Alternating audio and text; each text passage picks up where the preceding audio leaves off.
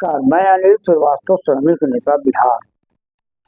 आज पूरे देश में किसानों की आंदोलन चल रही है।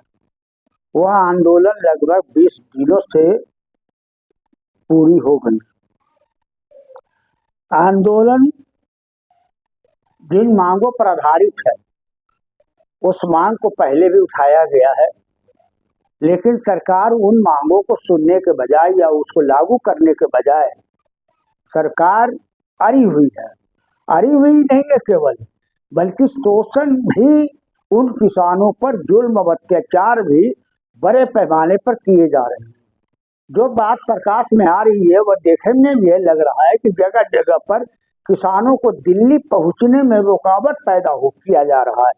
कीले गुहार करके, कांटे बिछा करके, आंसू गैस छोड़ करके, पानी का फवारा छोड़ करके तरह तरह के जुल्म और अत्याचार उन किसानों पर यह केंद्र सरकार के द्वारा ये किया जा रहा है, करवाया जा रहा है। क्यों भाई, किसान इस देश के नागरिक हैं या नहीं है? हम इसी बात को स्पष्ट करना चाहते हैं। किसान भी भारत के अंदर 1 अरब 40 करोड़ की आबादी में रहने वाला व्यक्ति है। वह किसान जो देश के अंदर में खाद्य पदार्थों की उत्पादन करता है, वह किसान जो अगर वह अनाज उत्पादन नहीं करे तो लोगों को खाना मुनासिब नहीं हो पाएगा। न केवल किसान बल्कि मजदूर भी उस रूप में काम करते हैं। अगर सही माने में किसानों और मजदूरों का उत्पादन का मेल मिलाप होता है, तब यह देश की आवागमन प्रारंभ होती है।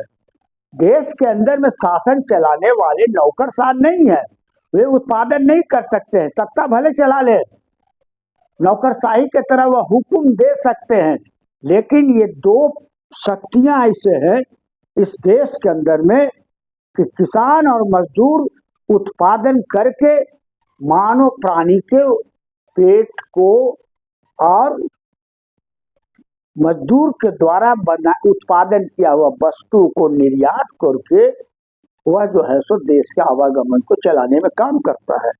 अब वैसे शक्ति पर जो उत्पादन का स्रोत होता है, उत्पादन का निर्माण करता होता है, जिसको किसानों को हम अन्नदाता के रूप में कहते हैं, और उस पर यह सरकार, केंद्र सरकार शोषण और दमन कर रही है। ये पहली घटना नहीं है, इसके पहले भी पीछे बार घटना हुई थी। जब किसानों ने आंदोलन चलाया था तो 750 किसानों की मौत हो गई थी, गाड़ियों से कुचला गया था किसानों को। ये हालत, ये साल भर तक वहां आंदोलन चला, तब जाकर कहीं की सरकार थोड़ा सा रास्ते पर आई, लेकिन बावजूद वह रास्ता फिर बदल दिया।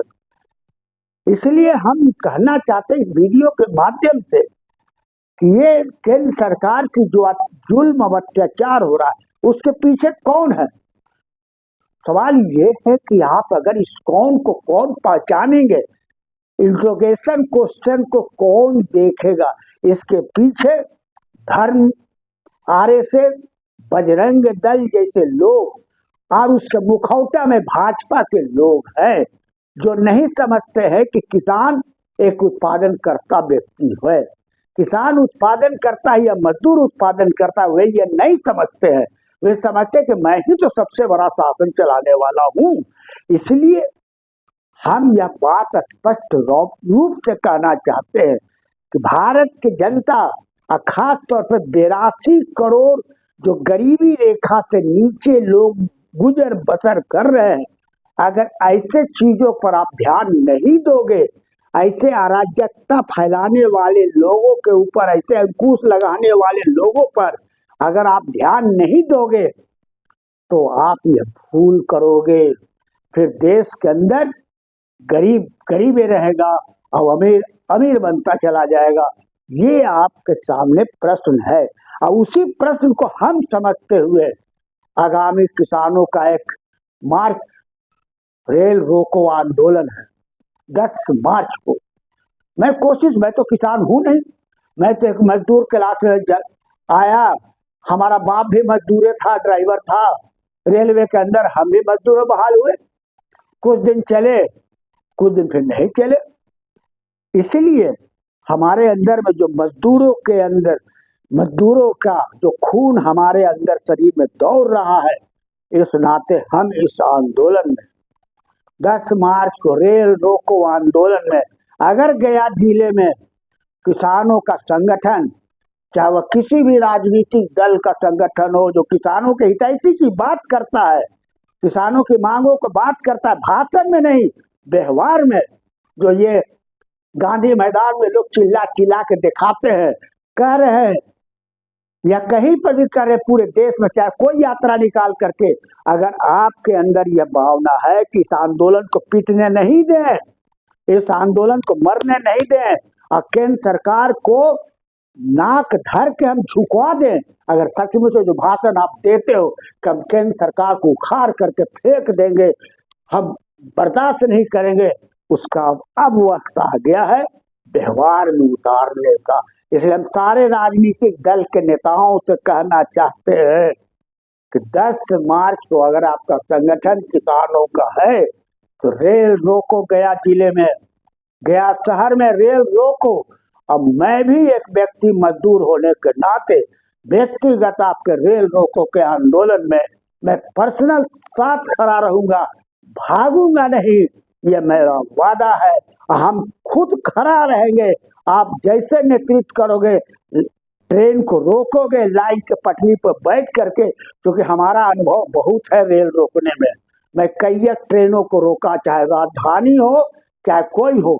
मैं अपने जमाने में बहुत सारी रेलगाड़ियों को बिहार से पार नहीं होने देते थे, ये मेरा इतिहास है। इसलिए मैं इस इतिहास को पुनरावृत्ति के लिए हम किसानों के आंदोलन का भरपूर समर्थन देते हैं, क्योंकि पिछले बार भी हम सोचा था जब किसान के नेता राकेश टिकैत जी के नेतृत्व में जो आंदोलन चला था, लेकिन हम कोरोना से प्रभावित थे, इसलिए हम चाह करके भी नहीं आए। आज महिला पहलवानों के आंदोलन क्यों फिसल गई? मैं बार बार कहता रहा कि सारे जितने भी लोग हैं मेडल जीतने वाले, चाहे वो एशियाड में हो या ओलंपिक में हो या भारत के अंदर, सारे मेडल जीतने वाले लोग महिला पहलवानों के आंदोलन का समर्थन करते तो रंग दूसरा होता, अंजाम दूसरा होता, लेकिन लोग नहीं किए। इसलिए हम कहना चाहते कि आंदोलन मरना नहीं चाहिए। आंदोलन सरकार को झुकाने का एक हथियार है और उस हथियार को हमेशा तेज तरार रूप में अहिंसावादी से उसको आप चलाने का प्रयास किया जाए। क्यों भैया, दिल्ली नहीं जाएगा किसान? भारत के अंदर में घूमने की आजादी नहीं है? ये सोच नहीं है बनता केंद्र सरकार के अंदर? इसलिए इस बात को विचार करते हुए हम पुनः अपील करते हैं, गया शहर के जितने भी राजनीतिक दल के किसानों का संगठन है, मैं किसान नहीं भी हूँ, लेकिन मुझे खबर दे और मैं सबको आह्वान करता हूँ कि ऐसे परिस्थिति में सारे राजनीतिक दल वाले लोग एक बार 10 मार्च को खुले रूप में लाइन पर उतरने का काम कीजिए गया शहर के अंदर और ट्रेन रोकने का प्रयास कीजिए। 2 घंटा रोकिए, 1 घंटा रोकिए, लाठी चलेगी, देखा जाएगा। किसी प्रकार का भी आक्रमण होगा, देखा जाएगा। क्या होगा? एक बार जेल में चला जाएगा तो कौन नुकसान हो जाएगा भैया। इसलिए मेरा निवेदन है तमाम राजनीतिक दलों से, मैं आपके दल का मेंबर नहीं हूँ, मैं किसी भी राजनीतिक दल का सदस्य नहीं हूँ, लेकिन मेरे अंदर में जो भावना है, जो ज्वार है, उस ज्वार के बदौलत हम आप लोगों से अपील करते हैं, सारे राजनीतिक दलों से, कि आप फैसला लो और 10 मार्च को किसानों के आंदोलन के समर्थन में या रेल रोकने का प्रयास करो। मैं भी आपके साथ हूँ, मेरा नम्र निवेदन को आप स्वीकार करो। धन्यवाद। अनिल श्रीवास्तव, श्रमिक नेता, बिहार।